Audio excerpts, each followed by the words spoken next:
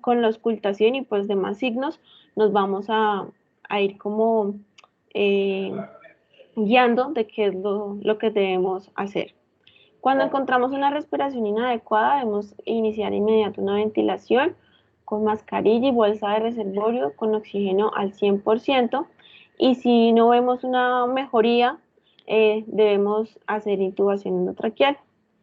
Eso también ya lo había dicho, que cuando debemos tener mucha precaución cuando encontramos pacientes con traumas cráneoencefálicos y adicional a eso tienen algún grado de alteración del estado mental, porque esta es una causa frecuente de insuficiencia respiratoria.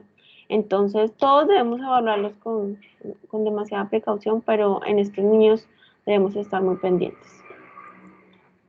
Aquí está la tabla de los valores de la frecuencia respiratoria que habíamos visto y traigo en esta diapositiva dos patologías que debemos tener en cuenta en un paciente politraumatizado cuando encontramos anormalidades a la auscultación o también al examen físico como tal.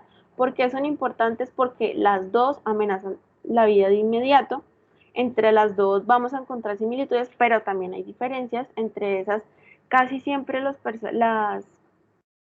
pacientes con alguna de estas dos pueden quejarse de dolor en el pecho, pues van a presentar dificultad respiratoria, una taquipnea, hipoxemia, crepitación en el cuello y tórax, equimosis y lo más importante son la disminución de los ruidos respiratorios. ¿Qué sucede? Eh, para hacer algo de recorderis, estas se van a presentar muy frecuente en traumas que van a ser cerrados, digamos accidentes de tránsito de alto impacto y demás. El neumotórax es la presencia de aire en el espacio pleural. Esto puede ser consecuencia de alguna ruptura, laceración o alguna pérdida de continuidad de la pleura, ya sea parietal o la visceral. Es muy frecuente en fracturas costales que se lesiona la pleura parietal. ¿Y qué sucede?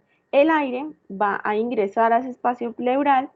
eh, esa presión positiva hará que haya un colapso del pulmón y cuando se colapsan, adicional a esto, puede hacer que se desvíe las estructuras de la línea media. Van a salir de su posición normal y aquí es cuando nos encontramos a un neumotórax. Atención, cuando una desviación de la estructura de la línea media. El neumotórax, adicional a eso, pues encontramos marcada dificultad respiratoria, una disminución de la distensibilidad del hemitórax afectado y esto es importante lo que voy a decir porque en el momento de la percusión vamos a encontrar una hiperresonancia.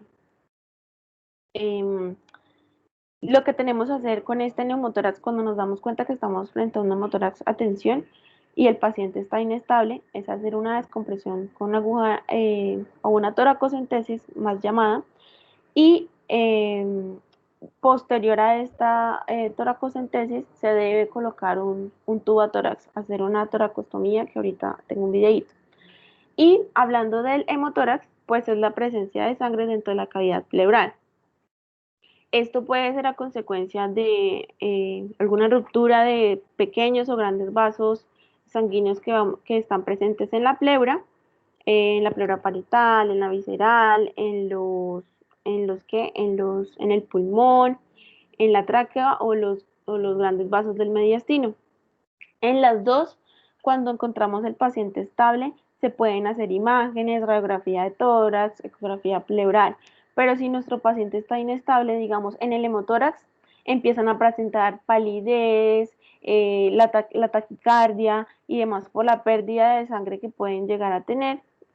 Y a diferencia del neumotórax en la percusión, en este caso vamos a encontrar matidez al percutir.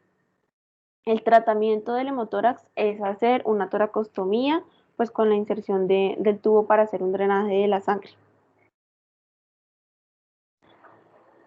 Ok, ahí tienes la técnica para colocar tubatora, ¿cierto?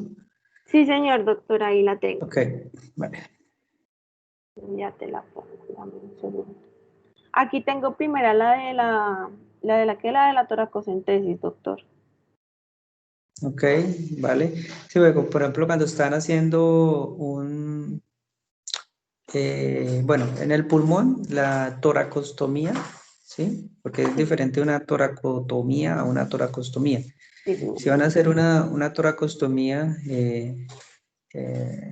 por ejemplo, ustedes pueden drenar o pueden extraer líquido, pueden extraer Ay, pus, sí. pueden extraer aire, ¿sí? O sea, ese es una invasión al paciente para tratar de mejorarle su dinámica pulmonar, su distensibilidad o compliance que se ve disminuida por algún proceso que disminuya esa distensibilidad del pulmón. Por ejemplo, el contener aire en el espacio pleural, el contener líquido, el contener pus, ¿sí? Eh, entonces se hace eso. Entonces hay unos niveles, está, por ejemplo, si uno va a colocar un tubatórax para drenar un derrame pleural, no es el mismo nivel que para colocar un tubatórax para drenar o para corregir un neumotórax. Eso lo Ujú. tienes ahí, ¿cierto? Sí, señor doctor. Ok. Ahorita, después de este video de la toracocentesis. Ahorita al final del video, puedo hacer como unos apuntes puntuales de la toracocentesis.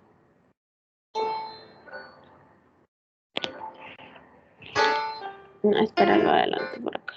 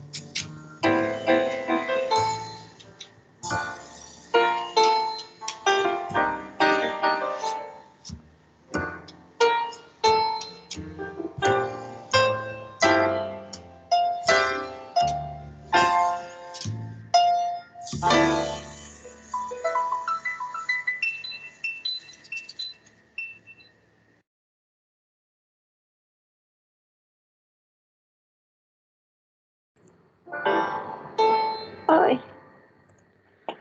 Bueno, como decía el doctor anteriormente, para hacer drenajes de derrame pleural y demás, se utiliza como otra técnica en otro lugar. Normalmente se hace entre el quinto a séptimo espacio intercostal, es en la parte de la espalda, se hace con el paciente sentado, preferiblemente que tenga los pies sobre algún banquito. Eh, en este caso, cuando ya detectamos que es un neumotórax a tensión, se va a hacer ¿en qué? En el espacio, en el segundo espacio intercostal, como lo vimos, encontré que se hacía con una jeringa de 20 mililitros con 1 a 2 mililitros de suero fisiológico a nivel de la línea medio clavicular. Se va a introducir la aguja aspirando, como vimos ahí, hasta alcanzar el espacio pleural. ¿Cómo nos vamos a dar cuenta? Porque al aspirar aparecerá como un burbujeo en la jeringa que tenemos con el líquido, y además, debido a la presión de aire que encontramos, el émbolo puede retrocederse solo.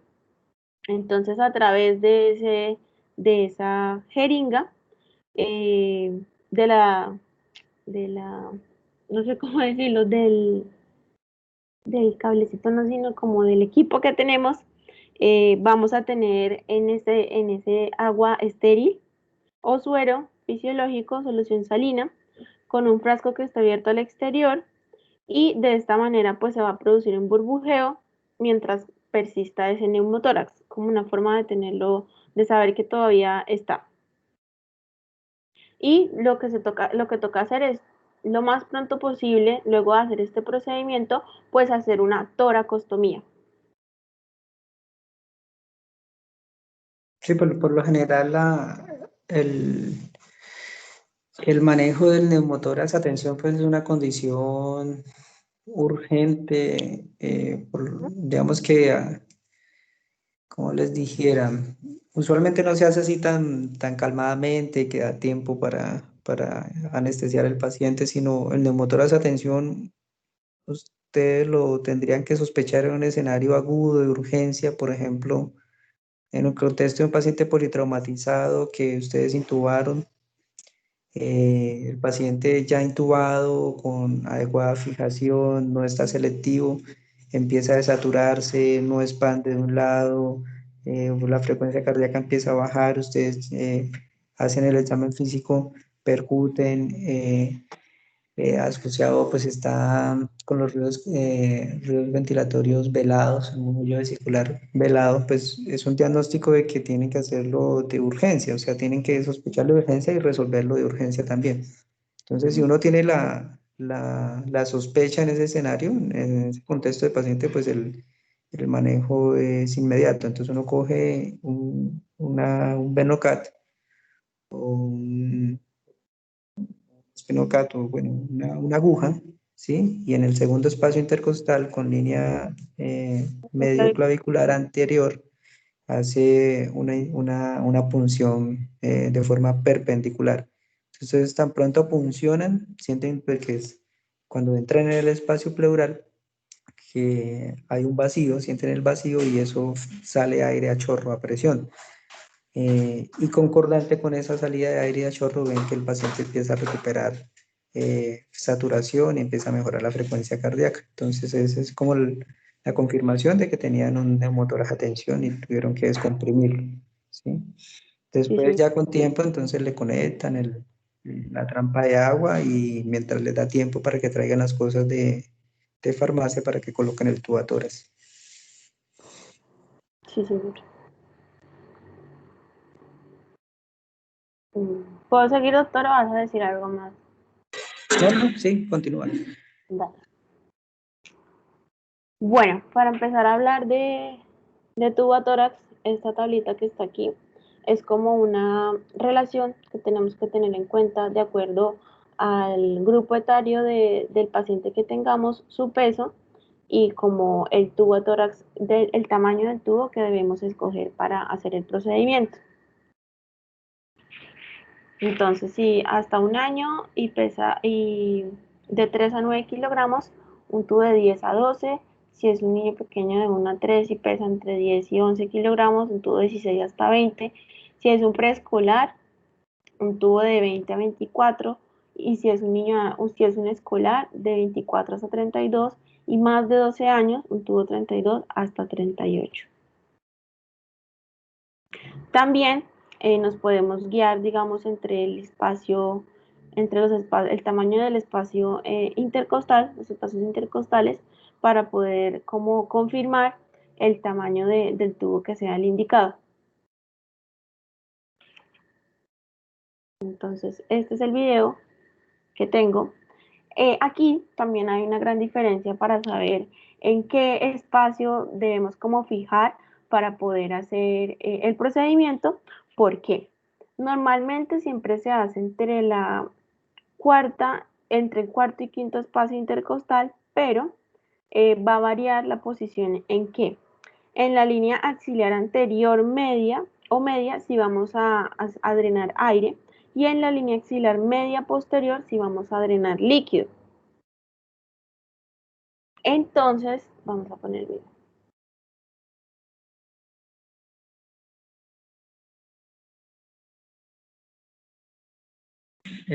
Pausalo un segundito, Ana María. Dime. Ustedes saben cómo llegar al cuarto o quinto espacio intercostal, ¿cierto? ¿Cómo miden eso? Sí, pues debajo de la clavícula es el segundo y vamos tocando, haciendo una palpación y vamos contando los espacios intercostales. Ok, eso es importante. Entonces, para que empiecen debajo de la clavícula, segundo, tercero, cuarto, ¿sí? Usualmente, por ejemplo, si Con es la mano, un hombre, dime. que también se puede a veces como tomar como referente la Ajá. familia para Sí, poder. si es un hombre, usualmente el cuarto espacio está a la altura de la tetilla, ¿sí? Quinto estaría debajito, ¿vale? Sí, señor. Bueno, entonces lo primero que hacemos es colocar la anestesia. También es importante la posición en la que vamos a colocar el paciente. Va a estar de cúbito supino y colocamos que esté a 30 grados. Y también recomiendan que el hemitórax en el que se va a hacer el procedimiento de drenaje esté como un poco más elevado, se puede hacer con sábanas, con almohadas.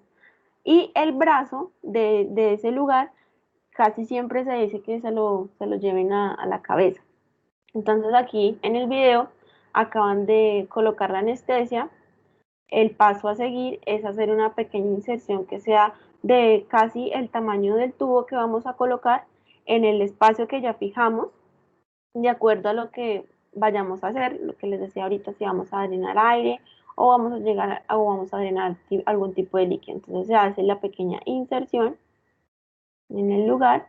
Nos vamos a apoyar con el dedo, vamos a ir haciendo como una apertura. La idea es que en realidad, se los digo por experiencia personal, uno cuando llega al espacio pleural es muy notorio, se siente mucho. Entonces luego del dedo nos apoyamos en una pinza Kelly, que con ella vamos a empezar a hacer ese movimiento como de apertura, vamos metiendo el dedo, se pueden hacer movimientos circulares con el dedo o ese como de presión para ir abriendo el espacio. Con la pinza Kelly nos apoyamos. Cuando uno llega al espacio pleural, suena como así. Uno siente. Él se está apoyando con el dedo hasta llegar. Toca tener precaución cuando se llegue por escapes de que aire le está alistando el tubo. Yo, yo he visto que en algunos les abren esos huequitos en el momento por donde va a ingresar. Unos huequitos son muy pequeños o necesitan más. Se va a ingresar el tubo. El tema de Párala un segundito. Un segundito.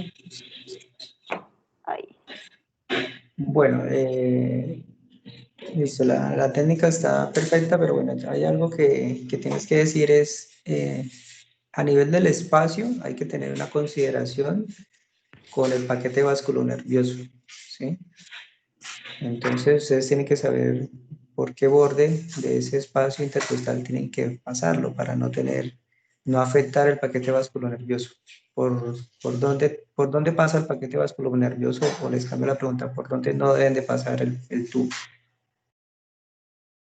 Por el borde inferior de la costilla, bro. sí, que se pasas por el borde superior de la costilla. No se pasa por el. A ver, la primera pregunta, ¿cuál es la respuesta? ¿Por dónde pasa el paquete nervioso? ¿Por dónde Por pasa? el borde inferior. ¿sí? ¿De cuál costilla? De la costilla superior. ¿Y por dónde tienen que pasar el tubo? Por el borde superior de la costilla inferior. ¿Por cuál? Por el borde superior de la costilla inferior del espacio. Ujú. Eso tienen que tenerlo bien presente para que no vayan a lesionar el paquete vascular nervioso. Porque ustedes pasando el tubo puede que se lleven una arteria o una vena, ¿sí? Y después el paciente les empieza a sangrar, les hacen hemotoras ahí, masivos se les desocupa. Entonces deben de tener siempre presente eso. Listo. Ay.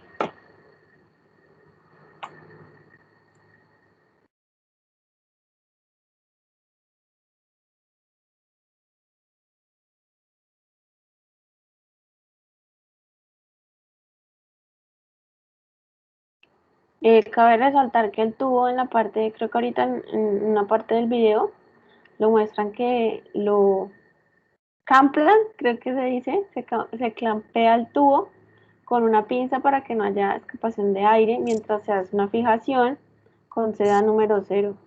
¿Sí se dice así, doctor? Sí, se clampea, Se clampea el clampea, tubo. se clampea el tubo. Pero no todas las veces, ¿sí? Por ejemplo, el tubo no se clampea si tú tienes un paciente que está intubado, ¿sí? Pero tú al clampear el tubo puede que le generes más presión, entonces no lo clampeas, sino lo dejas así porque el paciente pues está ventilado, tiene una vía de escape, no le vas a generar ningún tipo de lesión. Si no está intubado, sí, siempre tienes que clampear el tubo hasta cuando lo conectes a la trampa de agua o al, o al pleurovac, si tienes un pleurovac. Sí, señor. Y pues se hace la fijación, acá lo está fijando el doctor que está haciendo el procedimiento. Básicamente es un procedimiento que tiene que ser muy rápido, o sea, apenas ingresa uno al espacio pleural, se debe introducir el tubo de una manera muy ágil.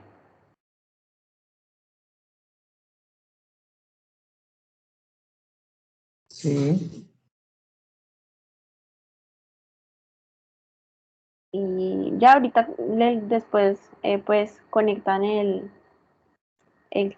tubo al equipo de drenaje y luego pues se tapa aquí se me olvidó.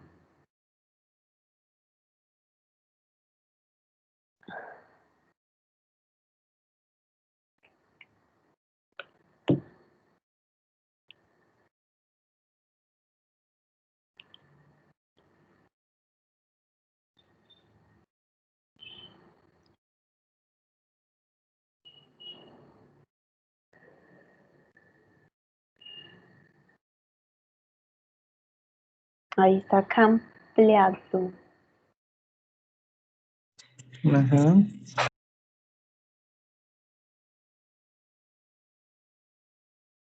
Y pues obviamente tenemos que verificar luego de que ya se haga la conexión de que él tiene como él mismo empieza a tener como unas cositas que suben y bajan y el hecho de que suban y bajen él quiere decir que está funcionando.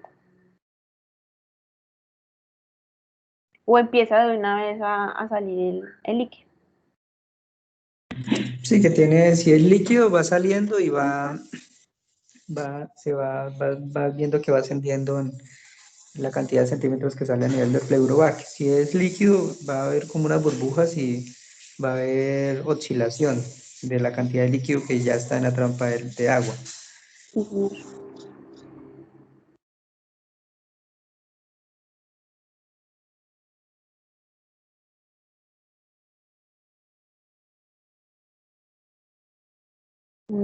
Es un procedimiento muy doloroso.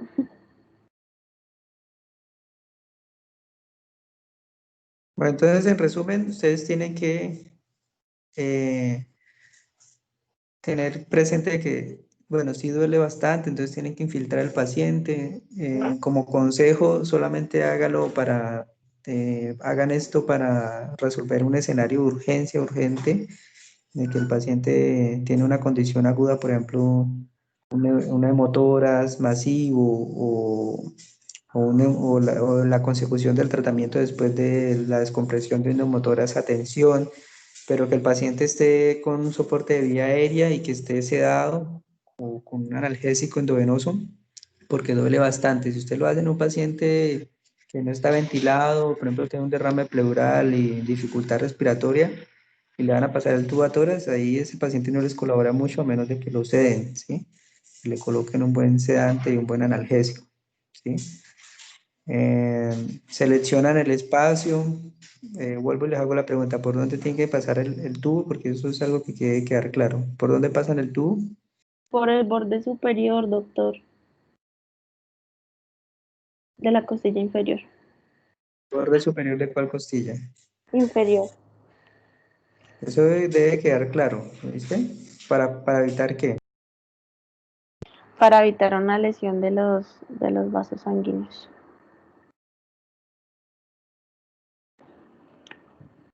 Ok. Entonces pasan el tubo y siempre que pasen el tubo de tórax, asegúrense de que todas las fenestras que tiene el tubo queden dentro del espacio pleural. Si les queda alguna fenestra por fuera, después tienen fuga, tienen escape. O el paciente, si les queda por ahí en el medio del tejido celular subcutáneo, empieza a hacer enfisema.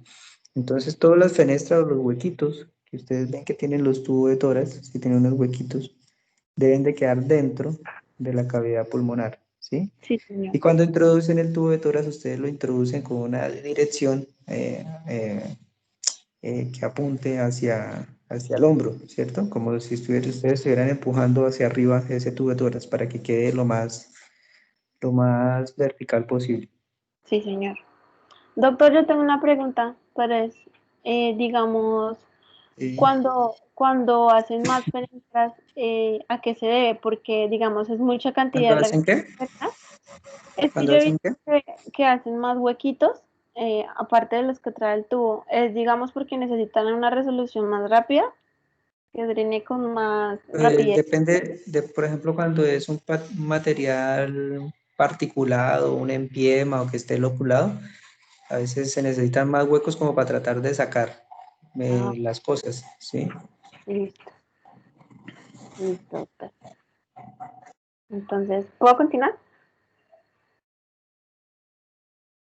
Sí, sí, sí. Listo.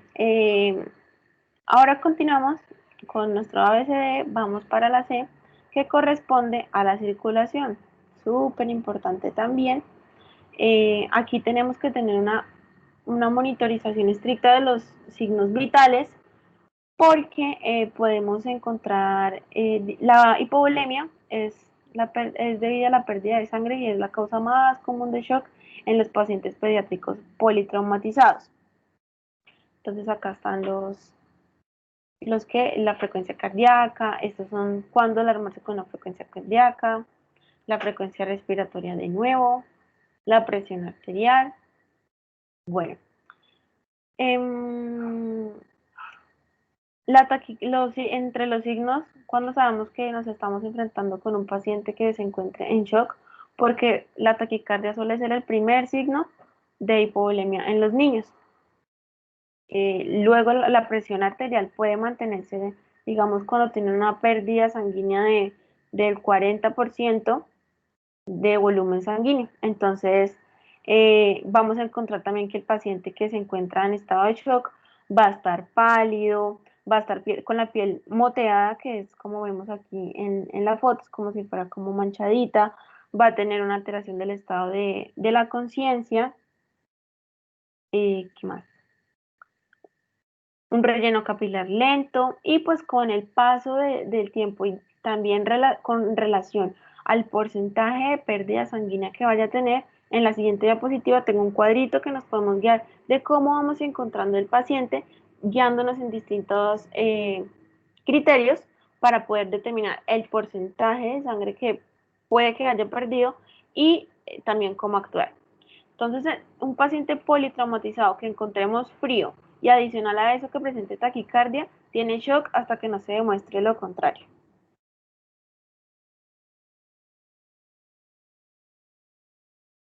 Bueno, esta es la tablita que les decía.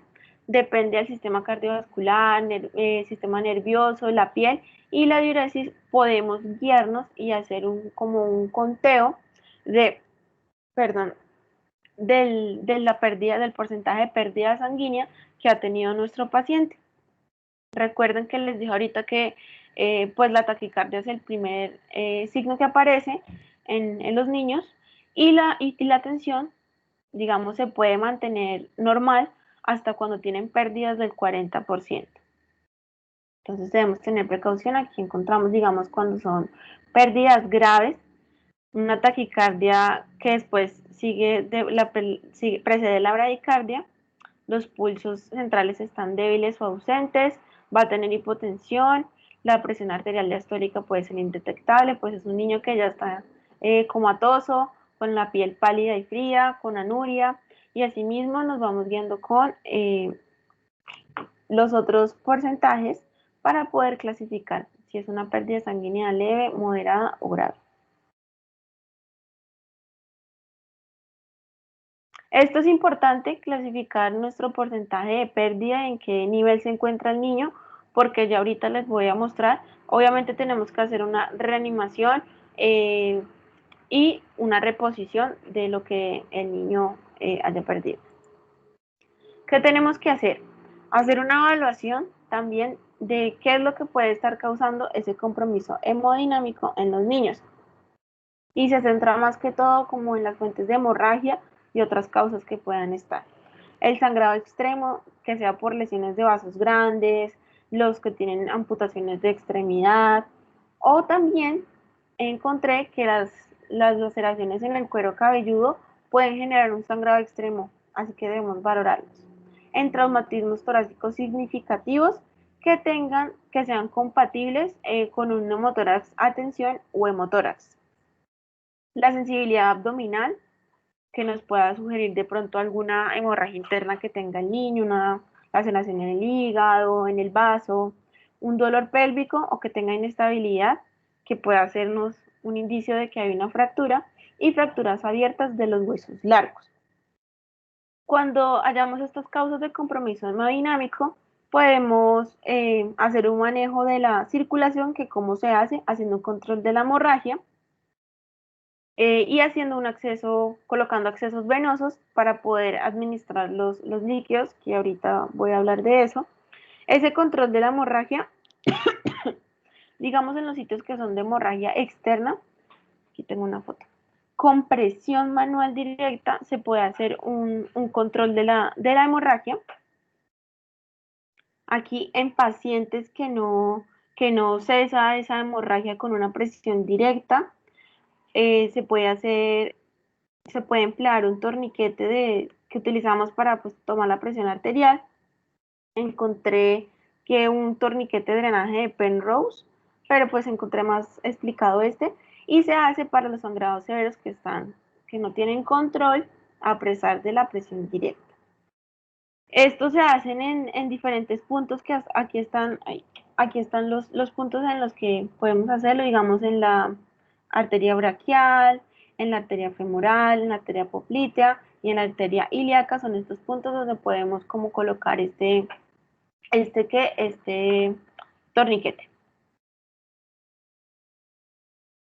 Y también ahorita les hablé del cuero cabelludo, de las lesiones que se encuentran. Si encontramos un sangrado severo en el cuero cabelludo, yo encontré que se podía hacer un cierre rápido si utilizábamos una sutura en forma de 8 con grapas quirúrgicas para detener este sangrado.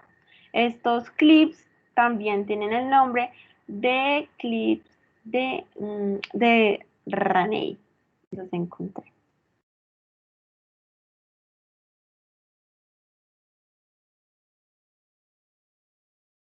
Ya para las otras condiciones que mencioné ahorita, digamos de fracturas, de traumas pélvicos, de dolor pélvico y todo eso, pues debemos hacer un examen cuidadoso en cuanto al tema pélvico, en el perineo y recto, y se debe colocar un dispositivo de estabilización pélvica. Se puede hacer con sábanas que estén atadas alrededor de la pelvis.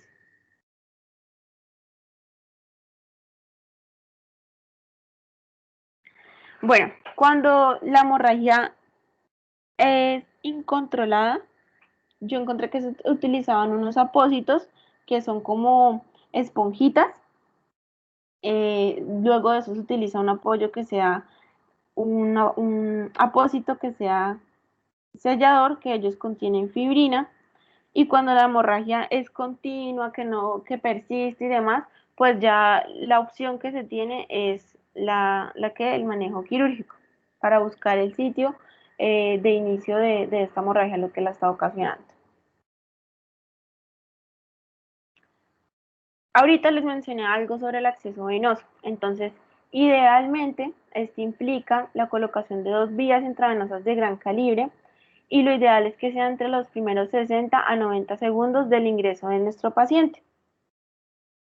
Se utiliza o se recomienda utilizar calibre 22 en los recién nacidos y bebés y calibre 18, calibre 22 en recién nacidos y calibre 20 para niños mayores. Entonces aquí para pediatría y neonatos 22 y 24 y calibre 18 a 20 para los más grandecitos. Si no podemos lograr este acceso intravenoso, no fue rápidamente, podemos hacer, no sé si recuerdan en una exposición que el doctor nos hizo, creo que la última exposición de líquidos, él nos mostró un catéter intraóseo.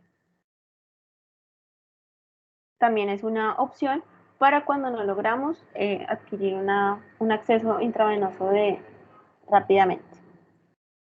¿Para qué hacemos esto? Colocamos estos accesos, debemos hacer una reanimación con líquidos. En pacientes luego de traumatismos y que estén presentando shock, la idea, esto nos lo dijo también el doctor la pasada, es administrar bolos de 20 mililitros por kilogramos de cristaloides. ¿Por qué coloqué aquí calentados? Porque ahorita en lo último les voy a decir, los niños tienden a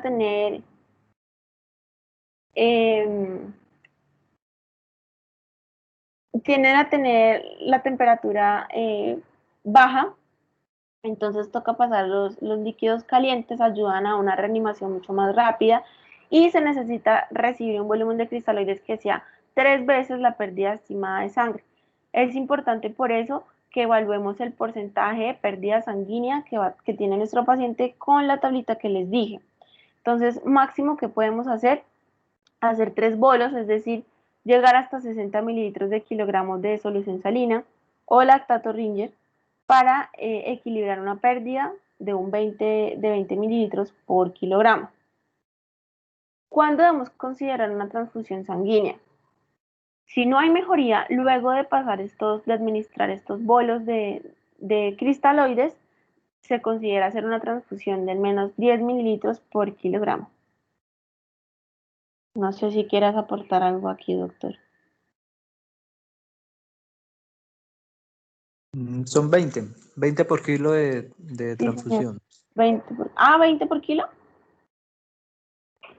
Sí, la transfusión de hemoderivados de sangre, en general se hace de 15 a 20 cc Ok. de glóbulos rojos empaquetados por kilo, por kilo. Listo, doctor. Encontré que 10, pero bueno, ya ahorita lo corrijo. 20. Y en cuanto, si es un shock hipovolémico, pues la corrección sería sangre y líquidos, ¿no? Pero si ustedes no tienen a su disposición sangre, pues hay que tratar de mantener esa presión de perfusión. Tendrán que colocarle un vasopresor, ¿no? En este caso, como vasopresor, sería la noradrenalina. Habría que colocarle una infusión de noradrenalina. Ya después miraremos cómo se preparan esas infusiones, pero de momento tengan ese concepto de que si ustedes no tienen un shock hipovolémico refractario a líquidos, el paso siguiente, si no tienen sangre, son vasopresores, ¿sí? En este caso, noradrenalina o vasopresina, que por lo general vasopresina no los consiguen en un centro que sea de segundo o tercer nivel. O sea, se consiguen esos centros de segundo o tercer nivel, no en primeros niveles o niveles 1C. Pueden tener adrenalina o noradrenalina. Si no tienen noradrenalina, tocaría adrenalina a dosis alfa, dosis presoras. ¿Listo? Sí, señor. Listo.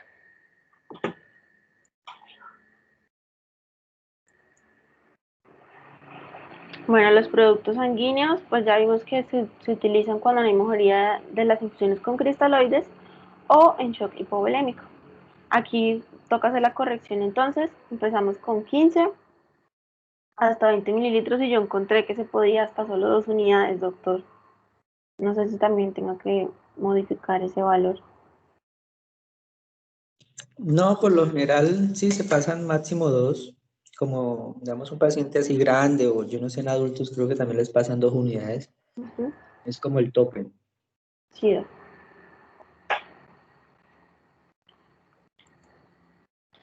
Listo, pasando con la D. Esta corresponde al déficit neurológico. Aquí tenemos que hacer una evaluación rápida.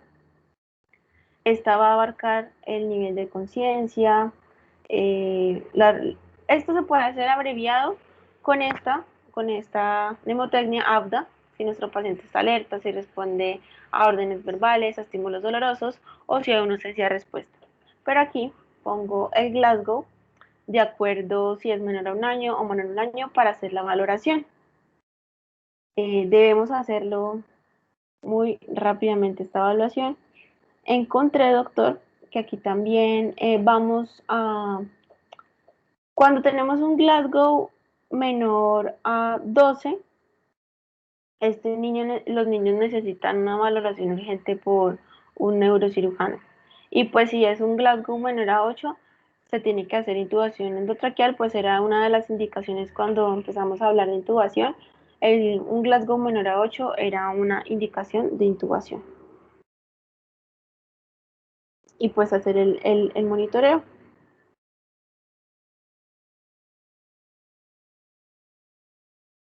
Ok.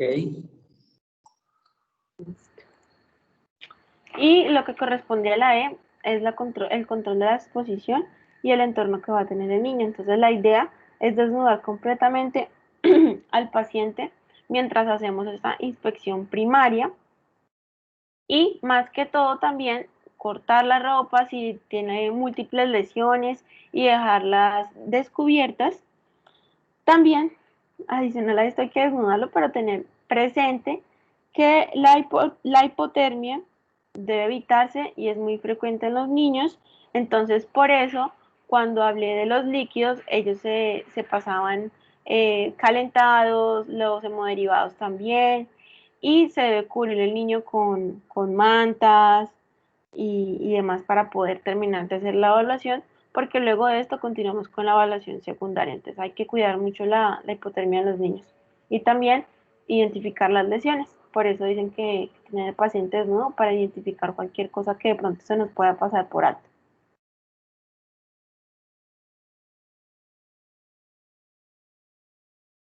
Y continúa aquí mi compañero doctor. Ok. Listo. Entonces vamos a pasar a lo que es la evaluación secundaria, que es Alejo, cómo ¿te sigo proyectando o tú colocas las diapositivas? pues son las mismas igual, ya siguen desacomodadas ahí. Creo que sí, por eso te lo digo. Entonces yo las proyecto, ya voy. Dale. Al pasar a mi computador se debe configurar.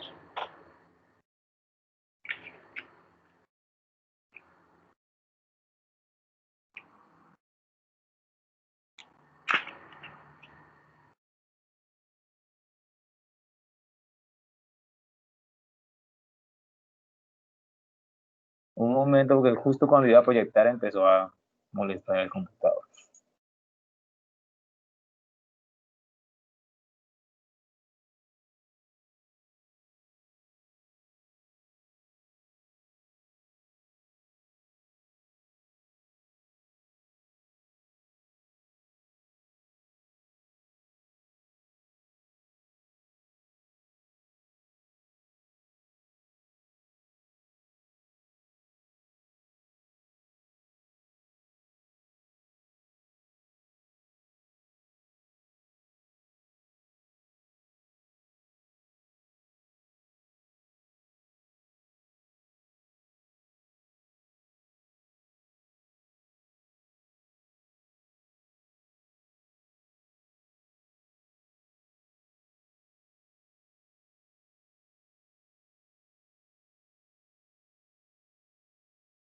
Ya casi, un momento más.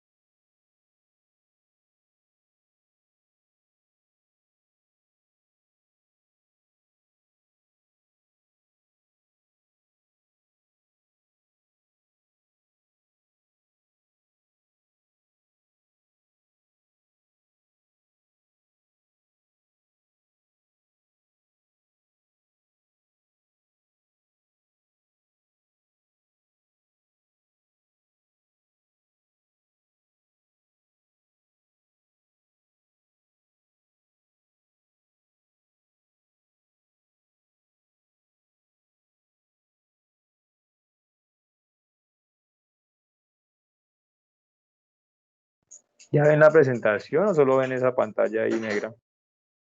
Solo se ve la pantalla de Teams, Alejo. Según mi computadora ya está proyectando, es que está súper lento, no sé por qué. Y el problema es que las cosas están superpuestas aquí en el mío.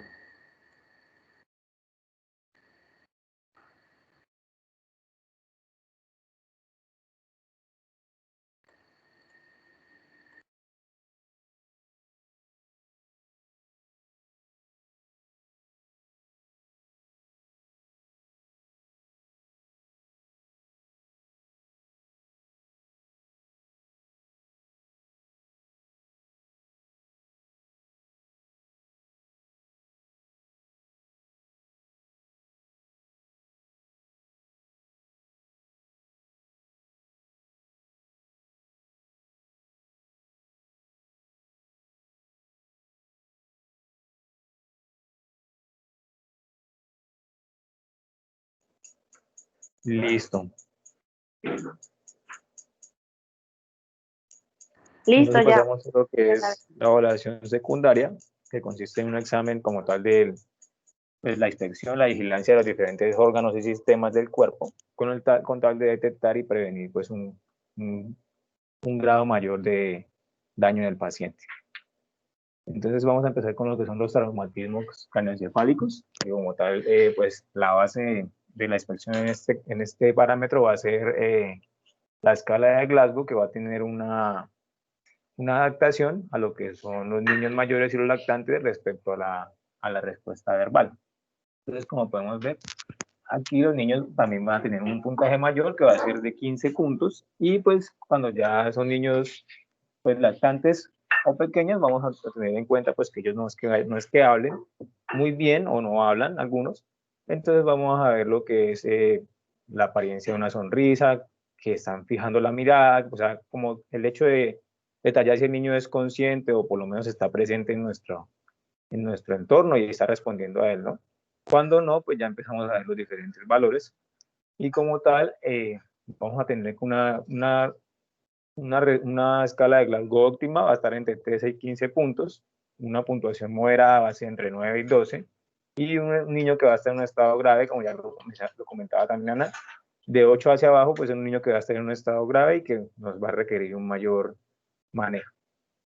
También tenemos que los niños que van a estar en este nivel de menos de 8 durante 6 y 24 horas seguidas, pues va a ser un niño que no va a presentar una mejoría notable, un progreso al manejo y pues nos va a indicar que es un niño que puede presentar una mortalidad. Entonces sí puede ser mortal. En la imagen de la derecha, lo que hay es un caso de una niña de 7 meses que se cayó estando sentada en una silla mientras comía y posteriormente al otro día la niña no se quería levantar, no quería comer, no respondía a su entorno, por lo cual pues la llevaron al centro de salud y le tomaron una TAC, como pueden ver hay un hematoma epidural, el cual rápidamente pues se pasó a cirugía, se drenó y la niña volvió a responder normalmente. Entonces, como podemos ver, teniendo en cuenta este caso, es que un golpe así parezca muy leve o que no tenga mayor importancia, nos puede generar una situación de estas. Entonces hay que tener en cuenta que los niños son muy vulnerables y hay que, pues, prestar atención a este tipo de situaciones. Aquí tenemos que en los traumatismos graves se va a tener en cuenta que la monitorización de la presión intracraneal va a ser un parámetro indicativo, y que la forma de hacer este tipo de medida va a ser con un catéter ya sea intraparenquimatoso o intraventricular. En este caso se opta mejor por el catéter intraventricular, porque cualquier aumento de la presión intracraneal pues nos puede propiciar un drenaje del líquido cefalorraquídeo para disminuir esa presión con el catéter intraventricular. Los escenarios como la hipotensión, que nos va a generar pues un menor flujo obviamente al cerebro, y por tanto un mayor daño a lo que es la estructuralidad cerebral, pues nos debemos prevenir. Ya ahorita en la siguiente diapositiva menciono los valores a mantener de tensión arterial. La hipercapnia, que es un estado pues obviamente de hipercapnia, el aumento del CO2, nos va a generar que haya una mayor dilatación en lo que son las arterias cerebrales, y por tanto nos va a aumentar el flujo cerebral, lo cual va a conllevar también a un aumento de la presión intracraneal, y por eso es importante mantener controlado lo que es el CO2. La hipoxia, pues obviamente la hipoxia, el cerebro constantemente requiere la presencia de oxígeno para su proceso metabólico, y cualquier déficit o ausencia de este pues nos va a generar un daño mayor. Así estemos muy conscientes o no, el cerebro siempre va a requerir oxígeno constantemente. La hipertermia obviamente nos va a producir un daño también a nivel estructural, y por tanto nos va a producir un deterioro en lo que es la integralidad de la célula, y pues conlleva finalmente a lo que son estados convulsivos y de muerte celular, por tanto va a haber un daño mayor. La presión de perfusión cerebral, que va a ser un parámetro que se va a dictar por lo que es la presión arterial media y la presión la presión intracraneal. La presión intracraneal, la única forma de monitorizarla, hay que La decir, es hipercapnia, ¿qué, qué produce a nivel cerebral, Alejandro? la hipercapnia, profe, va a producir una dilatación de las arterias cerebrales, y por tanto va a producir un aumento del flujo cerebral, lo que como tal, si hay un estado de un aumento de la presión intracraneal y un mayor flujo también a la vez, pues se va a aumentar esta presión y va a producir una presión mayor en el cerebro, porque no tiene hacia dónde expandirse, ¿no? Ok, exacto. Entonces, dentro del manejo como tal del trauma craneoencefálico, antes se decía que se trataba de hacer un barrido del CO2, ¿sí? Para tratar de mitigar ese efecto a nivel de la presión intracraneal que tiene el CO2. Pero actualmente lo que se tiende a mantener es un CO2, digamos, en rangos fisiológicos, ¿sí? Y no tanto, no tanto estrategias de hipercapnia, perdón, de barrer CO2, ¿sí? Sí, pues ahorita en la siguiente diapositiva también menciono algo de disminuir demasiado los niveles de CO2 en sangre. Entonces, como continúo, la presión de perfusión cerebral, que va a estar dictada por lo que es la presión arterial media y la presión intracraneal, hay que tener en cuenta que la única forma de medir la presión intracraneal es con un dispositivo intracraneal. Entonces, mientras un paciente no requiera pues una monitorización directa de esta, pues va a ser un paciente que va a estar estable y que nos va a indicar que su presión pues intracraneal va a estar estable, ¿no? Hay que tener en cuenta unos aspectos, la verdad, estos son básicos, pero nos denotan un cuadro bastante significativo, como decir el reflejo pupilar. Cuando hay una simetría de la pupila, como dice ahí, puede sugerir que hay una hernia uncal o una compresión del tercer nervio craneal, que es el oculomotor externo. Cuando hay pupilas fijas y dilatadas, sugiere una lesión del tronco encefálico. Entonces, nada más con ver el reflejo pupilar o la apariencia de las pupilas del paciente, nos vamos a guiar a un diagnóstico posible, y pues vamos a identificar el daño e intentar solucionar rápidamente la situación, ¿no? El aumento de la presión intracraneal. El síndrome de Horner, ¿qué es, Alejandro? Es una parálisis es una lesión del nervio simpático, ¿no, profe? Y lo cual va a producir ¿Puede haber síndrome de Horner en un paciente con un trauma craneoencefálico? Sí, profe, porque el nervio principalmente va a salir de la región central, o sea, del tronco, más o menos. Y pues si hay una lesión en esa zona, desde ahí ya todo el trayecto del nervio se va a ver afectado y va a producir los signos, ¿no?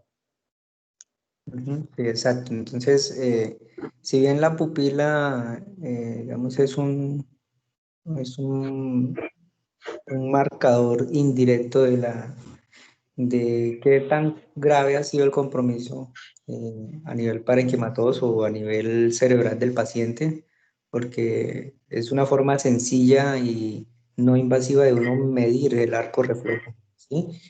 Entonces, ustedes pueden tratar de identificar si hay algún grado de hemorragia, algún compromiso por medio del reflejo pupilar. Pero en ciertos escenarios, como lo que dice Alejandro, cuando hay alguna lesión aislada de un par craneal, la pupila pues va a estar ausente y no la podemos valorar. Entonces, en ese escenario son el síndrome de Horner, que puede estar en contexto de un politrauma, y el síndrome de Horner postraumático, en el cual la pupila no nos va a servir para evaluar ese compromiso parenquimatoso. ¿Mm? Ok, bro. Otro hallazgo que pues hacemos mediante la inspección va a ser el fondo de ojo, que obviamente un papiledema nos va a indicar también un aumento de la presión intracraneal, o una hemorragia de la retina también nos va a indicar un daño por tensión, ¿no? Aquí pasamos a lo que les mencionaba de la hipotensión, que no debe ser permisible en estos casos. Y como tal, ahí vemos con los diferentes rangos de edad, las diferentes presiones sistólicas que se deben mantener en el niño o en el neonato que esté presentando el cuadro.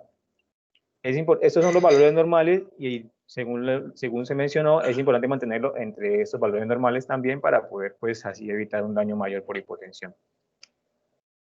En caso de que el paciente también pues, empiece a presentar lo que es el cuadro de edema cerebral, se pueden utilizar sustancias osmóticas, como es el manitol o la solución hipertónica, con el hecho de aumentar la osmolaridad de la región extracelular y permitir que el líquido pase desde la región intracelular, o sea, de las neuronas, a la región extracelular y así pues prevenir lo que es el edema cerebral.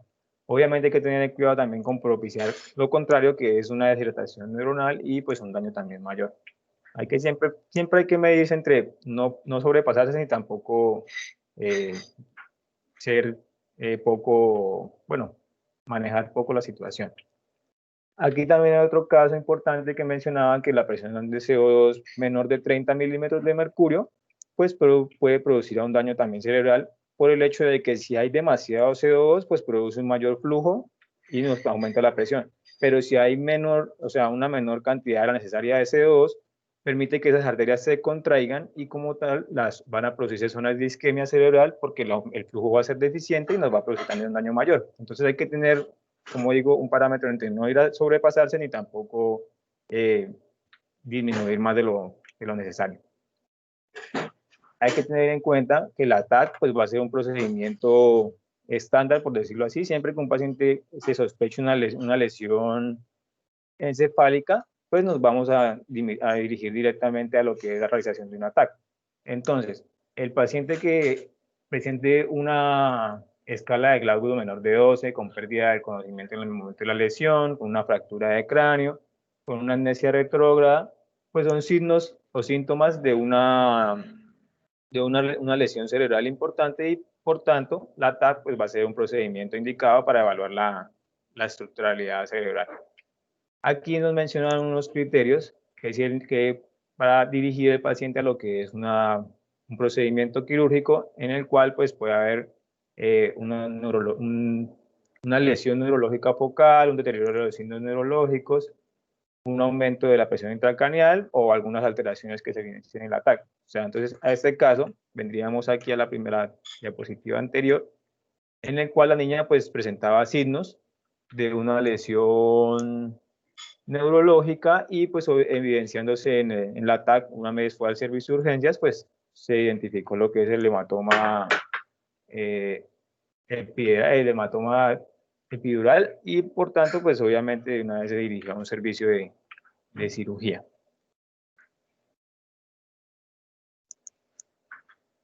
Aquí, bueno, realmente les menciono Le enseño la imagen de lo que es una hemorragia retiniana y como tal, pues lo que indicaba el daño por presión, pues por aumento de la presión intracraneal.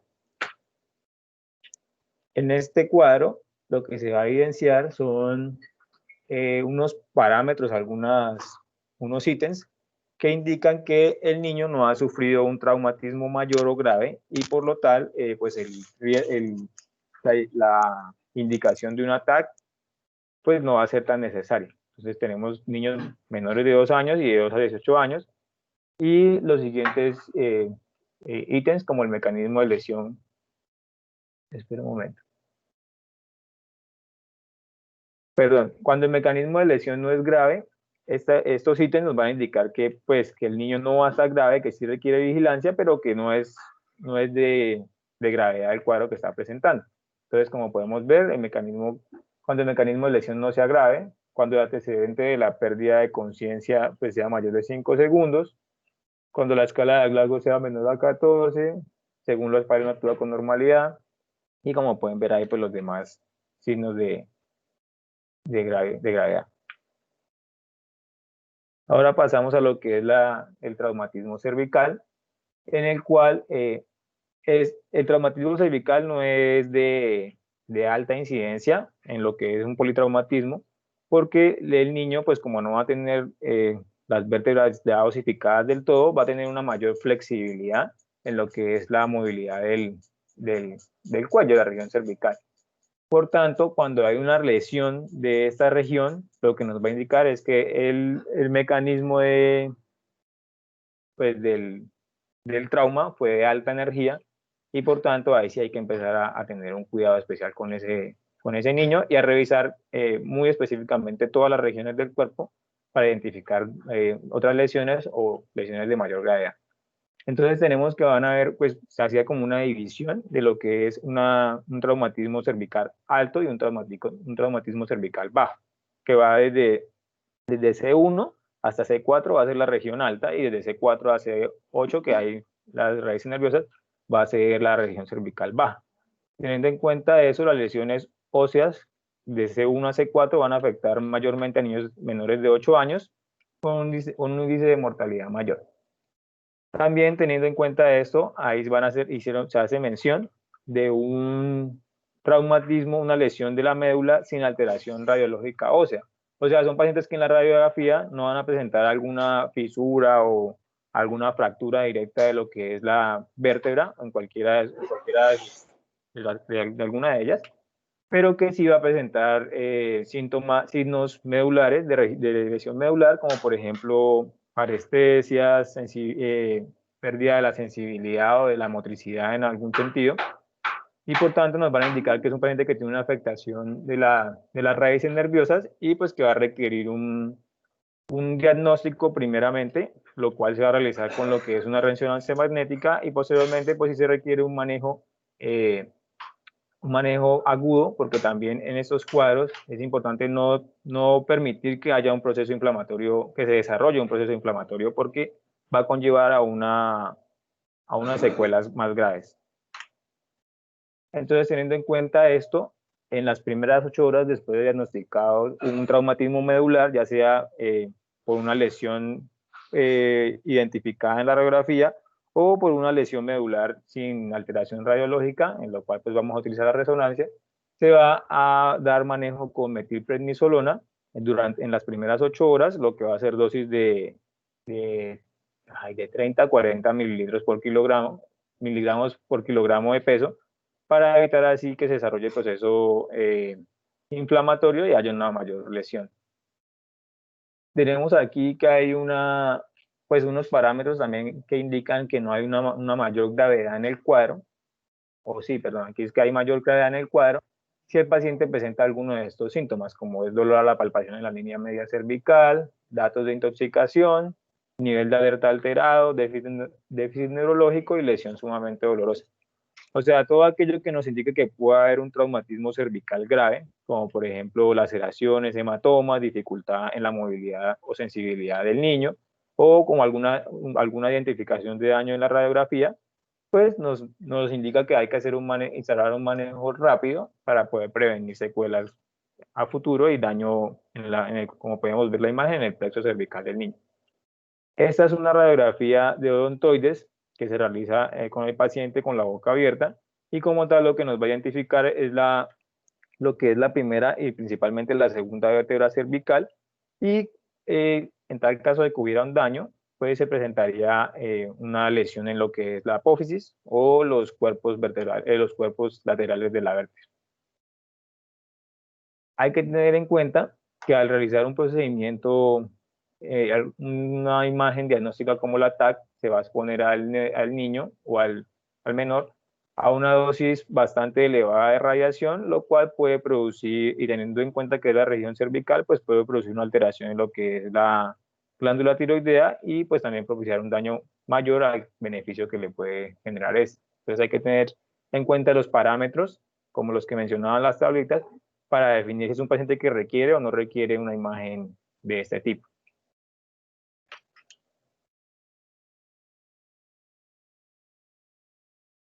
Pasamos a los traumatismos torácicos, de los cuales mi compañera Ana pues ya habló muy bien. Entonces hay que tener en cuenta que el paciente, los niños también hay que tener en cuenta en este sector del cuerpo, que las costillas no están osificadas totalmente. Por tanto, la caja torácica va a ser más flexible y no va a absorber la energía del golpe, sino que va a transmitir esa energía directamente a lo que es el pulmón. Por eso, pues, en los niños menores se va a presentar una mayor incidencia de lo que son neumotoras, hemotoras o hemoneumotoras, pues debido a esta formación anatómica, ¿no? Teniendo en cuenta esto, pues el manejo ya lo enseñó la compañera Ana para el drenaje de neumotoras, para la despresurización de un neumotoras, y pues aquí también encontramos un cuadro en el cual nos van a indicar pues nos va a decir la indicación de un proceso quirúrgico en un paciente con este tipo de cuadro clínico. Entonces tenemos que una toracotomía inmediatamente o poco después del traumatismo, en caso de que haya un neumotórax masivo, que haya un taponamiento cardíaco, que haya un neumotórax abierto, o una toracotomía retrasada, en tal caso de que haya una rotura crónica del diafragma, un kilotórax, un defecto intracardíaco. Bueno, ahí ya pueden ver la tabla. Pasamos entonces a lo que es el traumatismo abdominal. En este caso, pues vamos a tener en cuenta también que los primeros signos de un trauma abdominal van a ser algún tipo de herida o laceración cerca de la zona abdominal, o principalmente el mecanismo mediante el cual se produjo el daño. Entonces, si el paciente nos dice que iba en un automóvil a 100 kilómetros por hora y llevaba el cinturón de seguridad puesto y pues ocurrió el suceso, hay que tener en cuenta que el cinturón nos puede producir una lesión abdominal, pues debido al proceso de retracción que este ejerce, o de sentido contrario a la fuerza que este ejerce en el momento del accidente. También en los pacientes que estaban montando bicicleta y pues sucede una caída en la cual el manillar de la bicicleta justamente le va a producir una contusión en la región abdominal. Entonces, teniendo en cuenta ese tipo de mecanismos, podemos identificar que el paciente va a presentar una lesión abdominal y pues que vamos a enfocarnos también allí en esta zona.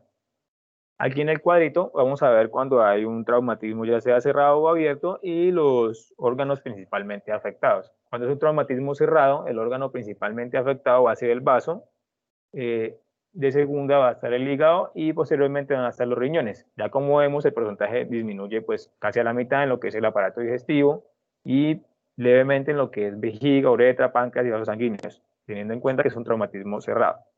Cuando es un traumatismo penetrante, el aparato digestivo, con harta diferencia, como podemos ver, va a ser el mayormente afectado, posteriormente va a ser el hígado y los vasos sanguíneos, también van a ser riñones, el vaso, y pues como ven varía significativamente lo que es el porcentaje respecto a un traumatismo cerrado y a un traumatismo penetrante, para tenerlo en cuenta. Entonces, pueden haber hallazgos engañosos debido a la distensión gástrica, que es lo primero que se debe resolver. Bueno, lo primero que se debe resolver es el estado mental del niño. Si el niño está confuso y eso, pues la valoración va a ser drenar distender la cavidad gástrica y empezar con un examen pues abdominal, aunque es mejor que el niño esté consciente. Y si el niño está consciente, obviamente tranquilizarlo, propiciar que el niño esté calmado y distender la cámara gástrica y empezar con con una inspección primeramente y luego con una palpación abdominal, con lo cual el niño nos va a indicar pues la región donde hay dolor y donde puede estar la lesión abdominal. Entonces, signos como distensión, una contusión, síntomas como dolor a la palpación, protección, entonces nos van a indicar que hay una lesión abdominal y por tanto pues van a haber algunos exámenes indicados en este caso, ya ahorita los voy a mencionar, y tener en cuenta que un examen físico adecuado va a detectar el 97% de las lesiones abdominales. Entonces es importante pues hacerlo muy concentrado y sabiendo qué es lo que vamos a buscar, teniendo en cuenta que si el niño pues presenta un traumatismo con un manillar de bicicleta, vamos a indicar que es un trauma cerrado y pues vamos a evaluar las diferentes zonas de los diferentes órganos para saber si hay daño o no. Aquí nos sugieren algunos escenarios y algunos cuadros característicos, como decir, dolor en el hombro izquierdo puede sugerir un traumatismo esplénico, la marca de cinturón de seguridad en el abdomen sugiere una lesión intestinal o mesentérica, y la presencia de otras lesiones como fracturas del fémur, lumbares, pues aumentan la probabilidad de una lesión de los vasos sanguíneos. Aquí en estas imágenes, en la de la izquierda, vamos a estar viendo una lesión esplénica, en la cual, pues si pueden ver, o sea, si comparan la imagen de la derecha y la izquierda, una es una lesión hepática, que es la de la derecha, y la de la izquierda es una lesión esplénica. Entonces, como pueden ver la de la derecha, el vaso que va a estar hacia el lado derecho de la imagen, pues va a estar en su integridad, normal. Y como podemos ver la imagen de la izquierda, vamos a ver un vaso que va a estar con una hemorragia y también va a haber una hemorragia en la que es en la cavidad, que trasvasó a la cavidad abdominal. Ahora, como podemos ver la imagen de la izquierda, es un hígado que va a estar pues con su integralidad visual, y en la imagen de la derecha vamos a ver también una hemorragia hepática pues debido a la lesión.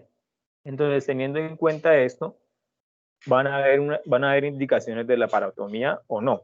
Entonces, si el paciente está hemodinámicamente inestable, con una distensión abdominal, a pesar de una reanimación de líquidos adecuada, como lo mencionaba la compañera Ana, pues es un paciente que, a menos que haya un proceso, una intervención quirúrgica, pues no va a mejorar su cuadro clínico y así se le sigan administrando líquidos y demás, no va a pues, presentar mejoría. También cuando hay una peritonitis comprobada, un neumoperitoneo o una lesión vascular, ya sea abdominal o renal. La TAC contrastada va a ser una herramienta útil en el cual va a detectar la presencia de alteraciones pues de los diferentes órganos. Y en caso de la tomografía computarizada de doble contraste, pues se mencionaba que no era útil administrar un contraste oral, pues debido a que demoraba más tiempo y a que si se requería una intervención quirúrgica, pues no iba a ser propicia con el contraste oral. Entonces se utiliza solo el contraste intravenoso. Aquí nos van a indicar lo que es el uso de lo que es la ecografía, que va a detectar lo que es el líquido libre en el abdomen o en la cavidad abdominal, ya sea en el fondo del saco posterior, y o si no, pues puede posiblemente detectar lo que es un hematoma mesentérico. La verdad es que la eco, según lo poco que sé, se sirve más como para la detección de lo que es líquido libre en la cavidad abdominal, que si uno encuentra el líquido libre en la cavidad abdominal y el paciente está hemodinámicamente inestable, pues no hay necesidad de esperar que el paciente pase a una TAC para identificar específicamente dónde está el daño, porque no nos va a dar tiempo, sino más bien de una vez hacer un proceso de intervención quirúrgica para corregir el daño. También mencionaban el uso de, pues aquí como pueden ver la imagen de la derecha, el uso de contraste oral, que nos va a identificar mayormente lo que son las lesiones duodenales o mesentéricas, y pues nos va a dar una buena imagen de lo que es el tracto gastrointestinal. Pero pues como es pues como es un caso en el que un paciente no pues esté hemodinámicamente inestable, no va a ser posible administrarle un algún tipo de sustancia por vía oral, porque si requiere una intervención quirúrgica, pues esta nos va a retrasar el proceso. Aquí es importante decir que el tratamiento conservador es la terapia adecuada en tal caso de que el paciente pues empiece a presentar mejoría de sus signos vitales, para así no llegar a una intervención quirúrgica que también pues tiene sus contras y pues que nos va a exponer al paciente a un riesgo mayor, ya sea de infección, puede ser. Entonces, si el paciente se le identifica una lesión esplénica, hepática o renal y responde muy bien al manejo con líquidos y el manejo, pues la transfusión, pues hay que esperar a que el cuadro se resuelva. Obviamente siempre estar vigilando el paciente, pero esperar a que el cuadro se resuelva y no afanarnos a dictar una intervención quirúrgica. Aquí también, ahí mencionaba pues de donde sacamos la información, decía que la Ecofax no es sensible, que no es, obviamente no va a ser superior a la ATAC, pero sí es muy útil en las situaciones que se requieren agilizar el proceso. Como les mencionaba, pues la detención del líquido de paciente hemodinámicamente inestable, no vamos a esperar a que haya una ATAC, sino con una eco y con unas ecos también seriadas podemos identificar la mejoría de ese cuadro, ¿no? Aquí ya son algunas informaciones como tal para decir que el paciente está en un cuadro, pues ya sea a resolver o que está resolviéndose. Entonces tenemos que los signos de choque, como lo mencionaba la compañera, taquicardia, la presión de pulso, el llenado capilar, el estado mental, nos van a indicar la instauración de un manejo con líquidos rápidamente a la diferente cantidad que mencionaba, para así intentar compensar ese estado de descompensación del paciente. En pacientes con vómitos, distensión abdominal o sospecha de lesión abdominal significativa, pues se debe colocar una sonda nasogástrica para disminuir la distensión gástrica y así poder realizar una evaluación abdominal adecuada. Los pacientes hemodinámicamente inestables, que ya han recibido una infusión de cristaloides y una transfusión de sangre y que esos procesos han sido ineficaces, pues requieren un proceso de intervención como una laparotomía, lo que ya mencionábamos, que un hemodinámicamente inestable, un hemoperitoneo, una lesión vascular renal. Los pacientes que están estables, la indicación va a ser una TAC abdominal con el hecho de identificar una lesión específica en la región abdominal y no esperar los resultados del laboratorio que nos indiquen si es o no es. También la presencia de lo que es una anemia, una hematuria, una hematuria, una elevación de las transaminasas o de la amilasa, nos van a indicar una lesión o que está sucediendo o que viene en progreso de lo que son los diferentes órganos a nivel abdominal.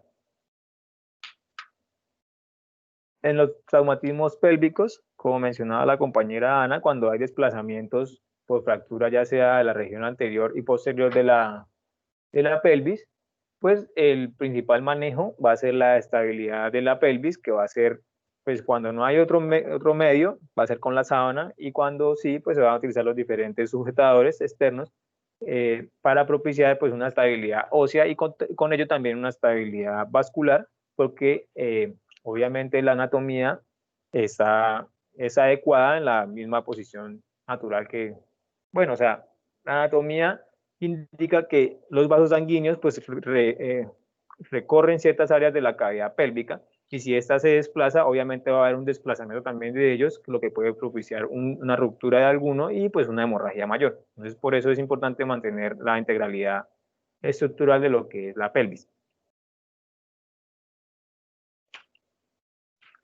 Aquí ya hay otros indicadores como la inspección del periné y la estabilidad de los huesos pélvicos. También la lesión uretral, que puede presentarse con equimosis escrotal o labial, y la presencia de sangre en el meato uretral o hematuria franca nos van a indicar una lesión renal o de las vías urinarias, y por tanto pues hay que sospechar también un grado mayor de daño, y en este caso pues sería indicado lo que es la TAC abdominal, que también nos va a enseñar la estructuralidad de esta región.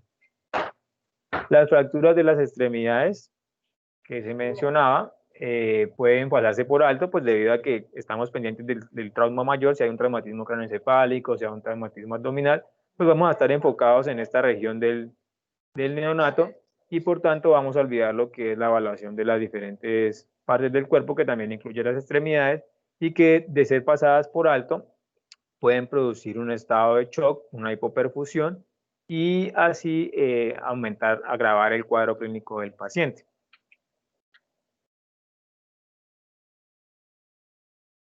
Aquí en el siguiente cuadro vamos a evaluar lo que es lo mismo que los demás cuadros anteriores. Si el paciente presenta alguno de estos signos o síntomas, pues vamos a estar en un escenario en el cual hay una gravedad de la situación vital del paciente.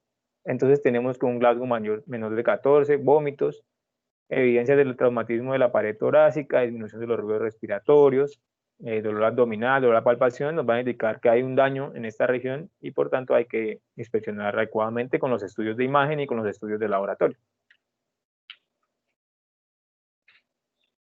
En la siguiente, que es la evaluación radiológica y de laboratorio, pues vamos a tener en cuenta que cuando el paciente ingresa y se solicitan todo este tipo de estudios, la idea es evaluar el estado en el que llega el paciente. Con esto mismo vamos a evaluar posteriormente si hay progresión o no hay progresión en la mejoría del cuadro clínico. Entonces, las radiografías, la radiografía cervical, torácica y abdominal, nos van a indicar pues la estructuralidad de estas regiones. También la toma de gases arteriales, las determinaciones séricas del lactato, las demogramas, bueno, los diferentes estudios de laboratorio que pueden ver ahí, que obviamente tienen su indicación y su especificación a nosotros, ¿no? Entonces tenemos que una hemoglobina y un hematocrito, pues nos van a indicar la abundancia de glóbulos rojos en el sistema vascular, y por tanto cuando hay una pérdida inmediata, o sea, posteriormente al traumatismo, una disminución del hematocrito a menor del 30%, nos va a indicar que hay una hemorragia profusa y que obviamente hay que empezar un manejo rápido de reposición de líquidos y, si es necesario, pues de reposición de sangre. También tenemos las pruebas cruzadas para la coagulación, que es con el fin de evaluar pues la reacción de los agentes coagulantes propios del paciente con los agentes coagulantes de la sangre que se va a administrar en caso de ser necesario. Los niveles de transaminasas hepáticas, al igual que las enzimas pancreáticas, pues nos van a indicar la integralidad del órgano a estudio, con el fin de identificar, en tal caso de que haya un daño, pues posteriormente el aumento de estas, o que haya mejoría de estas, la regresión de la normalidad. En la evaluación radiológica, pues como se ha mencionado en la presentación, la TAC va a ser un estudio de alta especificación para poder denotar lo que son daños en la estructuralidad de los órganos. Y como tal, la ecografía, que nos va a propiciar una detección, lo que les mencionaba de la presencia de líquido, y que en tal caso de que sea un paciente inestable, pues nos va a dictar una intervención quirúrgica antes de esperar una imagen de TAC. La TAC pélvica y la abdominal, pues obviamente para identificar la estructuralidad de estas zonas, y el uso de contraste, que como se mencionaba era mayormente intravenoso para poder así ser más rápidos en el manejo. Las radiografías simples, aunque tenían su poca sensibilidad, en algunos casos estaba indicada, como la región pélvica, y el lavado peritoneal, que se mencionaban los ítems para su indicación, que va a ser que haya más de 5 mililitros de sangre, que hayan contenidos entéricos como bilis o heces, que haya una extravasación, o que el líquido lavado contiene pues un aumento en lo que son los glóbulos rojos, glóbulos blancos, y pues que nos indica un daño de algún vaso en la región. Y eso es todo. No sé si iba muy rápido. Bueno, pues no estuvo bien. En general las dos partes estuvieron muy buenas. Muy buena la presentación. Que les iba a comentar, bueno, En cuanto al manejo de líquidos, recuerden cuando estén en el escenario de práctica, en los casos de simulación con Ronald, de momento pues no les voy para que no reciban como mucha información de cómo se preparan las infusiones, pero para el ejercicio ya saben que tienen que utilizar o noradrenalina o adrenalina dosis alfa o vasopresina, ¿no? Si no tienen a su disposición hemoderivados. Les queda de tarea, búsquense la dosis para transfundir plasma, dosis para transfundir plaquetas y dosis de crioprecipitado, ¿vale? En pediatría. Que básicamente la del crío es la misma que el plasma.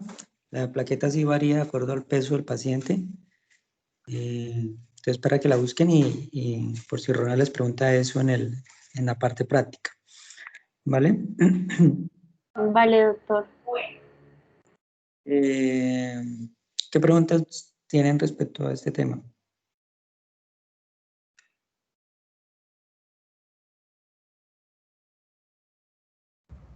Aló, ¿me escuchan? Sí, Juan Di. Doctor, qué pena, a mí me quedó una duda todavía con lo de el cálculo del tubo, y es que en lo que yo había consultado, que pues lo mandé por el chat, pero creo que no se leyó, la fórmula que yo encontré para niños mayores de 5 años era edad dividido en 2 más 12. ¿Esa fórmula no se ocupa?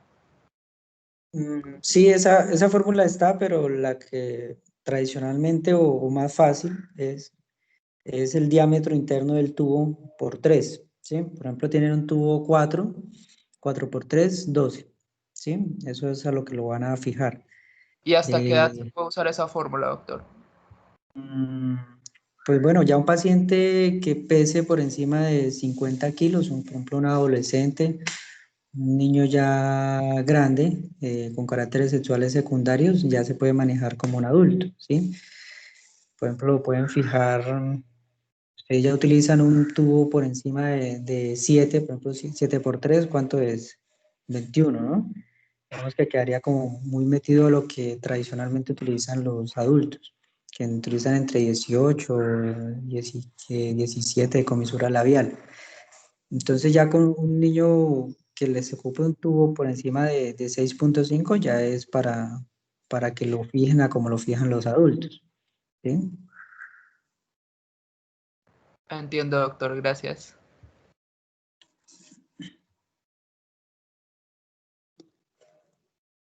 Listo, muchachos. Entonces, pues esto sería la parte de politrauma. Espero que haya quedado claro ciertas cosas. Eh, les queda una tarea, espero la hagan, porque no se las voy a decir acá para que investiguen. Acuérdense que pues, las tareas se supone que todos tienen que hacerlas y todos tienen que revisar el tema, ¿vale? De pronto en la clase siguiente no pongo a que exponga a la persona que que tiene preparado el tema, sino le va a tocar a otra persona. Entonces prepárese muy bien para que cualquier persona pase a exponer. Mañana nos vemos a las 7 de la mañana para empezar a revisar los temas de esta semana, que son hitos del neurodesarrollo, o lo que vamos a hablar de crecimiento y desarrollo, hemograma, y la otra charla es, bueno, la estrategia IEP. Esos serían los temas magistrales de esta semana. Y de la parte práctica, ¿cuál es el siguiente tema? Manejo del niño quemado. Ok, manejo del niño quemado. Listo. Entonces ese tema lo veríamos el miércoles, ¿vale? Sí, señor. ¿Qué otras dudas tienen? ¿Qué les han dicho, niños, de las prácticas? Doctor, ya nos enviaron, digamos, para hacer la reposición de gineco, que iniciamos el 7 de septiembre. El 7 de septiembre. Sí, señor. ¿Y qué les han dicho de este semestre? Pues me imagino que se inician las prácticas de todos los semestres el 7, ya nos enviaron el consentimiento informado y demás, doctor. Entonces me imagino que se empezaría desde el 7, podríamos empezar. Bueno, súper bien. Listo, muchachos. Sí, Entonces, señora. habían dicho que van a tardar más o menos el 7, que estaban esperando era que las instituciones debían actualizar un protocolo de bioseguridad para que pudiéramos entrar y que una vez estuviera ese protocolo pues podíamos entrar, que es más o menos pues el 7. El 7. Muy confirmado, pero más o menos es eso. Esta fecha. Bueno. Bueno, listo. O sea, ¿y qué días van a estar en Gineco? Doctor, lo que pasa es que eso varía de acuerdo al grupo. No todos estamos en el mismo grupo, sino que eso depende, para cada uno es diferente, ¿sí? Pero igual los días destinados son sábado, domingo y lunes. Sábado, domingo y lunes. Y Ajá, les toca martes a viernes. sábado, Siempre, domingo y lunes. sí, señor, siempre se ha hecho así, sábado, domingo y lunes, reposiciones de del semestre pasado y de martes a viernes semestre normal. Y turnos noche entre semana para gineco. Bueno, o sea, ¿van a hacer turnos de Gineco? En caso de que el doctor no tenga tiempo los fines de semana, se puede contemplar un turno noche para entre la semana, en caso de que no se cruce con actividades que estén programadas con pediatría. Ok. Bueno, muchachos. Bueno, pues entonces, ¿qué más sería por ahora? ¿Dudas, preguntas, inquietudes, Doctor, sugerencias? en cuanto a bibliografía como tal, o sea, ¿cómo decirte? O sea, de dónde encontrar, por ejemplo, los diferentes temas, ¿sí? Porque, pues, yo sé que lógicamente, pues, están los libros que nos recomendaste y eso, pero, pues, hay unos que no se encuentran digitales y, pues, no todos tenemos en este momento para comprar el libro. Entonces, de pronto, alguna página, algún lugar que tú sepas que nos puedas recomendar exclusivamente de pediatría para poder encontrar los temas, que es que realmente, pues, por lo menos a mí, ni siquiera para preparar mi exposición me ha parecido sencillo encontrar el tema en algún lugar que lo ofrezcan claro, que uno pueda entender todo sin tener que estar sacando pedacitos de muchos y muchos lugares para poder al fin organizar algo. Bueno, la página de UpToday, esa es buena. Yo se las pasé ya empezando el semestre, ¿no? Y yo creo que les había enviado unos artículos también, ¿no? De politrauma. Sí, señor, de ahí nos guiamos y de la página también. La Esa bibliografía página, básicamente fue de ahí. la página de UpToday es muy buena y es actualizada, ¿no? Es información actualizada. Entonces, por ejemplo, el tema de politrauma sí de pronto no había o hablan mucha cosa general, no tanto centrado en la parte pediátrica, pero igual yo envié unos artículos, creo que los subí fue al chat, ¿no? Si no estoy mal. Sí, señor. Al chat. No sé si lo alcanzaste a revisar. En cuanto al otro tema de quemaduras, ese tema está muy bien ahí en UpToday. Sin embargo, ya voy a subirles acá unos archivos. A ver. Pero en UpToday sé que ahí está muy bien el tema de quemaduras, manejo del gran quemado. De otro lado, bueno, el del manual de urgencia no lo han podido conseguir, ¿no?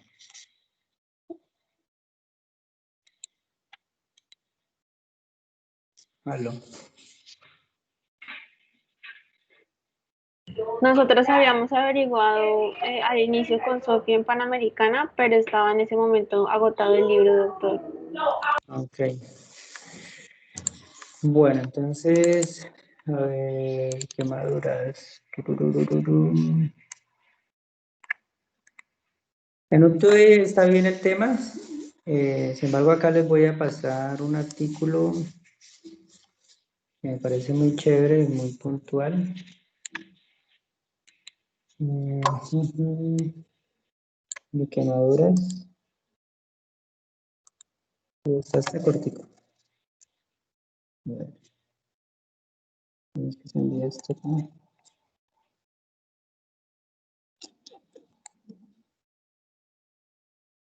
Creo que me toca hacerlo por el correo.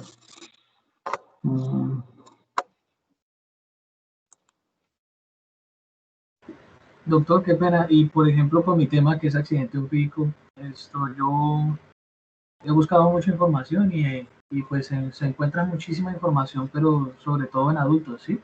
O sea, hay información que no varía, como la epidemiología, Sí, y ese qué tema como es un tema se llama, de... qué venenos, cómo se clasifica la serpiente, cómo se clasifica el Sí, accidente. El ese problema es cuando es va uno general. a la administración de los medicamentos, de los diferentes antídotos y eso de monovalente, polivalente, todo es esto en adultos, ¿sí? Ujú. Y Entonces, no sé como si es un usted tema de puede salud encontrar pública, un lugar donde se pueda sacar el tratamiento. no, ese tema de accidente físico, como es un tema de salud pública, en general va orientado a la población general, ¿sí? Adultos, niños, mujeres embarazadas. Lo único que cambia allí es, por ejemplo, la dilución del suero, en la cual se diluye en un volumen de líquido menor en comparación a los adultos, que los adultos creo que diluyen en 250, nosotros lo diluimos en 125 a 150 cc, y la clasificación de acuerdo o sea, el número de ampollas es la misma, de acuerdo a si es leve, moderado o grave, y de acuerdo al tipo de suero, si es bioclon, del INS, ¿sí? Esa es la misma tablita. ¿Vale? Entonces, lo único que tienes que tener consideración es el manejo especial en niños, por ejemplo, el dolor, qué medicamento va a utilizar para el dolor, eh, lo del el esquema de vacunación, cuándo vas a utilizar toxoide tetánico, los laboratorios que vas a pedir, cada cuánto se hacen, eh, la premedicación para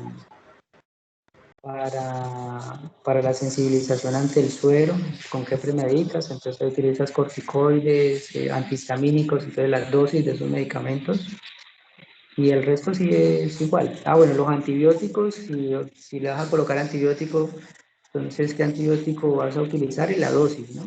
La dosis de los antibióticos en niños, ¿vale? Pero el resto, digamos que el resto de información es igual. Ah, listo, doctor. Bueno, entonces yo me pongo entonces en búsqueda del mejor, el tratamiento o sea, básicamente lo que es diferente es el tratamiento de mantenimiento, por decirlo así, no el antídoto, sino lo que se utiliza como tal en la hospitalización es lo que varía. Sí, pero te digo, varía, por ejemplo, si vas a ponerle líquidos, entonces ustedes ya saben líquidos, varía el manejo de líquidos, varía el manejo de las dosis de Sí, los antibióticos, los analgésicos, las dosis, qué analgésico utilizar. Habla de lo de cuándo administrar el toxoide tetánico, ¿sí? Porque muchas sí, veces sí, eso sabe. se lo administran y no es necesario. Ujú. Eh, Sí, cuándo es repetir dependiendo una de las nueva dosis características del paciente, ¿cierto? cuándo repetir una nueva dosis de suero antiofídico, ¿sí? Y pues Ajá. obviamente hablar cuándo es leve, cuándo es moderado y cuándo es grave. El número de ampollas, que eso es una tablita que aparece ahí, una tablita en donde en una columna aparece de acuerdo a la fuente del suero el número de ampollas que le vas a colocar, ¿sí? Que solamente varía en una Sí, nomás. En una nomás ustedes tienen que tener un número de ampollas mayor, en el resto sí es igual. Eh, listo, doctor. y ya, entonces voy a enviarles acá. Sofía, ¿me regalas tu correo, por favor? Sí, señor, ya te lo escribo.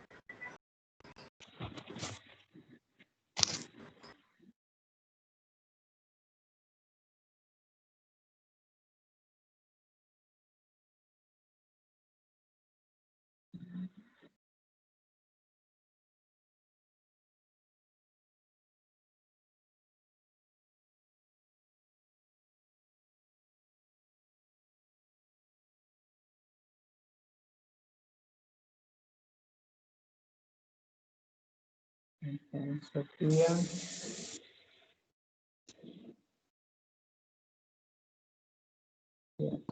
Ya te lo mandé al chat, doctor. Ok, sí, ya lo estoy anotando. Te voy a enviar el de, no del correo institucional, sino del correo Gmail, la información. Pues vamos a ver acá, accidente físico y quemaduras, ¿no? Listo, doctor. Bueno, muchachos, entonces nos vemos mañana a las 7 con el otro tema y revisamos entonces el miércoles quemaduras. En el tema de manejo de quemados, tienen que hablar de la nueva clasificación, eso está ahí en Octubre, la nueva clasificación del tipo de quemaduras, que antes nosotros hablábamos de grado 1, grado 2, grado 3. Ahorita el que habla es de quemadura superficial de espesor parcial, de espesor profundo, quemadura profunda o la quemadura grave después. ¿Sí? Entonces hablar de eso y la correlación que hay de ese tipo esa nueva clasificación con los anteriores grados de quemaduras. Porque allí se despliega el tratamiento, ¿no? De acuerdo al porcentaje del área de extensión de la quemadura y de acuerdo al tipo de la quemadura se hace el soporte con líquidos o no, ¿sí? Entonces hablar de eso. Después, hablar de los métodos para el cálculo de los líquidos. Hay varias fórmulas. Está la fórmula de Parkland, la fórmula de Galveston, eh, Carvajal modificado. Entonces son varias fórmulas, explicar cada una. Y los métodos de cómo estimar, perdón, me salté un paso. Primero está los tipos de quemaduras, ¿sí? De acuerdo al compromiso de la quemadura, que es lo que ya les dije, antes se hablaba en grados, ahorita es espesor superficial o espesor profundo. Después, estimar el porcentaje total de la quemadura, ¿no? O el área de la quemadura total. Entonces, allá hay dos escalas grandes, una que es abreviada de forma rápida para hacerlo en el escenario de urgencias, que es el método del puñito, y entonces explicar cómo es el método de palmar, ¿sí? Del puño, la regla de los 9, y la más completa que es la escala de Brook y Browley, que es como, digamos, la forma más subjetiva de hacerlo, ¿sí? Después de eso, ustedes les da pues el porcentaje de superficie corporal quemada y con base en eso calculan los líquidos de acuerdo al porcentaje de extensión. Entonces tiene que hablar en qué porcentaje de extensión utilizan líquidos, ¿sí? Y en qué porcentaje no utilizan líquidos, o sea, no le ponen de soporte líquidos al paciente. Entonces, cuando le van a colocar líquidos, ahí entonces sí tienen que hablar de los métodos para calcular los líquidos del paciente. Entonces, que está Carvajal modificado, Parkland, Galveston, ¿sí? Tienen que hablar de manejo del dolor, tienen que hablar de el manejo, si van a colocar antibiótico, cuándo diferir a una unidad de cuidado intensivo. Bueno, en el soporte nutricional no se metan mucho con eso, solo hablar al que pues en los grandes quemados se debe utilizar, entre más rápido se utilice la nutrición enteral, pues mejor. ¿Qué más? Bueno, la terapia con coloides es para que todos pacientes con grandes quemaduras, por encima del 30%. Ya, sí, por lo general es eso que tienen que tener en cuenta, ¿no?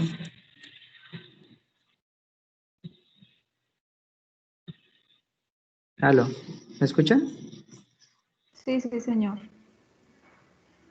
Bueno, listo, muchachos. Entonces nos vemos mañana a las 7 de la mañana, ¿vale? Vale, doctor, muchas gracias. Bueno, Bueno, que estén muy bien, chaito. hasta Igualmente. luego. Muchísimas gracias, muy amable.